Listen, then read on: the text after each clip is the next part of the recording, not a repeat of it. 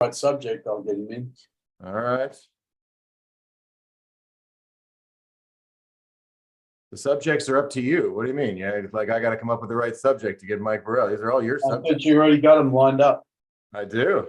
We do. We are ready to go with it. That's for sure. All right, there we go. We got the YouTubes live. We transition to Facebook with sound, and we are a go. So we start with a hello. Hey, this is Shaun with Go Tennis, and we are here with world-renowned tennis coach Justin Yeo, the Australian in Puerto Rico. Ooh, I got to make that rhyme every time. Just the world-renowned tennis pro, Justin Yeo, Australian in Puerto Rico. And then Justin, next week we'll get you that background we were talking about. We'll put you in Melbourne Park for sure. But today, let's jump right in. Justin tells me I need a better warm-up routine. So my first question for you, Justin, is what's wrong with my current warm-up routine? I think, good morning, everyone. I think really the key factor there is just to know your body, know what you need. And I think where people sort of go wrong is they try to static stretch, which can actually make things worse. Try to be dynamic. I think also where people seem to mess it up is they do the same thing every time. Try to mix it up, try to change different muscle groups. This has been a discussion for me multiple times. Your first swing needs to be as loose as possible. Like swing the bloody racket. This whole while I gotta warm up. All you're doing is creating stiffness and no touch. So like elasticity, the muscles already know what to do. The brain fires to it and off it goes. So your first swings, I keep saying to people, swing the bloody thing. Don't be like, oh, I gotta swing slowly and the slower, the stiffer you become. So not a big fan of the half court either. Some people will kill me for saying that, but not a big fan because you don't finish your swing, you don't lengthen your swing. You're just pulling off it and doing the old 90s windscreen wiper garbage that should have been that decade. We can disappear because of the windscreen wiper. But the other things about warm-ups is I think if I go from kids to amateurs, kids, the sooner they get into a better habit of warming up and get in routines and spend plenty of time getting the mental, emotional, physical, everything warmed up before a match. Is critical. If I look back on my career, big problem was that I didn't understand anything of that. And coaches right now should be trying to get kids warming up. I do see a lot of kids saying, well, I don't want to do the lap around the court. Well, you know what? He's just trying to get your heart rate up and he's trying to give you something simple you don't have to think so much about. But we do need to be better at getting kids warmed up and getting them into a habit. Are you still seeing the kids with the static stretches? Because everywhere we go, pretty much most all the academies, especially modern coaching, the coaches have the kids, even if it's a hamstring pull, it's a walking version. It's a Frankenstein. It's a what do we call that? The lunge walking. I see that everywhere. So with the kids, I think it's maybe less of a problem than you would say with the amateur adults.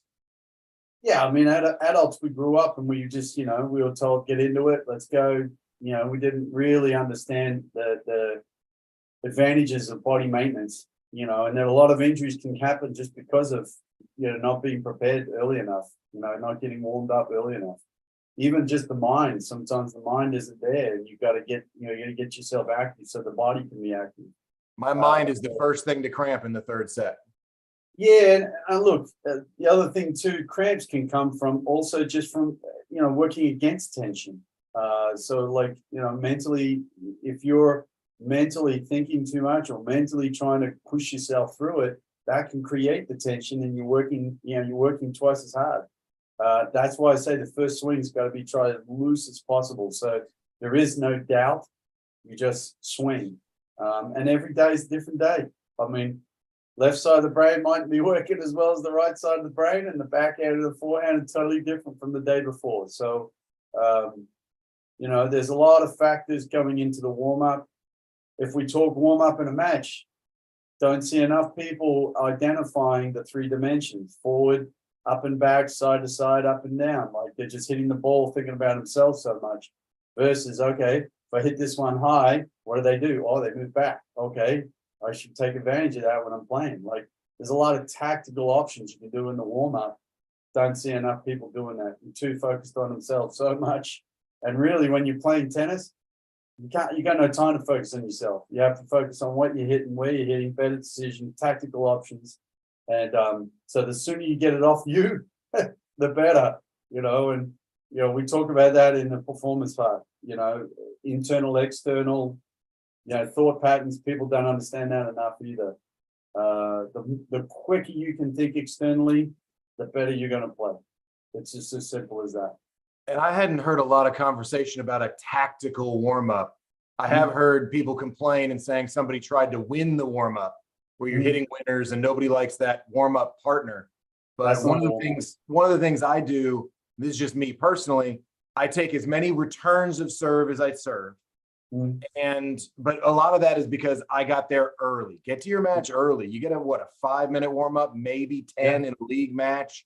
Yep. And it's not a way to get physically warmed up. So my wife is the fitness instructor. She offers our fitness tips for Go Tennis and the podcast. And she has a whole routine of this is what you can do as you're walking to the court. Here's how you start warming up. You need to be there a few minutes early and get yourself physically ready to go. Yep. You need to be sweating before you even walk onto the court, so to speak, to be physically ready. And two things I do in my warm up, I guess, is tactical.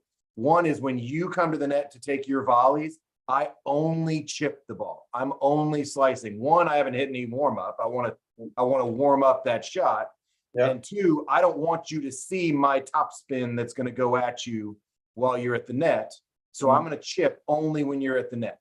But I hadn't considered hitting a ball intentionally kind of off to a side or seeing what my opponent is capable of without trying to hit winners like that guy nobody likes. Yep. I mean, tactically, most people at the start, whether they're warmed up or not, it doesn't matter.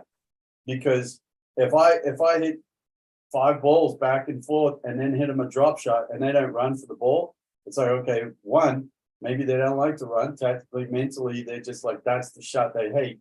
Or two, they're not warmed up. So in the first 3 games, what am I going to do? I hit a lot of drop shots. It's like, okay, you don't want to come warmed up to this match? I'm not hitting to you. You're going to run your ass off. I'm going to take the first 3 games. You're not warmed up. So, yes, very, very, very important. And Djokovic does a lot of perception stuff. If everyone has noticed, every time he's hitting, he's like this. And he's like forcing the eyes to see and watch the person's racket. I don't know how many people don't watch the other racket in a warm-up. And they're like wondering why their timing's up, or the person's hitting the ball harder and they're like, oh my God, this guy's harder. Okay, so make a step back, find your timing spot and then move forward, or just start reading the other person's racket earlier, which I don't see enough either. But if I was going to give the kids a tip, the first tip I would say is get rid of your phone as quick as possible, depending on how young they are, but phones are definitely going to be a distraction mentally before they play. Adults too. That's not just for kids. Adults as well. Don't want to get in an argument before you come on the court, even though maybe you might fire the first few balls, but that's about it. Phones. The other tip I would give coaches and kids, when you're doing your academies or you're doing your groups, have each kid come to each session with a different warm-up. And it can be just the freakiest animal exercise. They might say, hey, I want to do a tiger, and everyone's 2 hands, 2 feet running around the court like this. But come up with something different every single time. Kids get so creative that way. And the whole group is into it, and the kid has to lead. So he has to show leadership and show everybody's exercise. He has to talk about it. And there's no judgment there either, because no one knows the exercise. You see, so even the coach should be getting into it too. Like half the coaches probably don't know how to bend over and do what these kids do. But it creates way more different exercises and way more different things that create, and each kid's different. So I used to do that. I used to have kid run the exercise or run a warm up, and my advanced kids or my top older kids, had to come up with a routine, like 8 or 9 exercises, and you had to follow them. And it would take them, you know, a few days to think about it, write it down, boom, next one in, you know, because they all think of different exercises. So get there early, Yep, get yourself physically ready, yep, tactically look at your opponent, yeah, hit some different shots in your warm up, Mm. make sure you're loose, yep. and we'll see you again next week. I appreciate it, Justin. Absolutely. Thanks so much. You're welcome. Have fun, guys.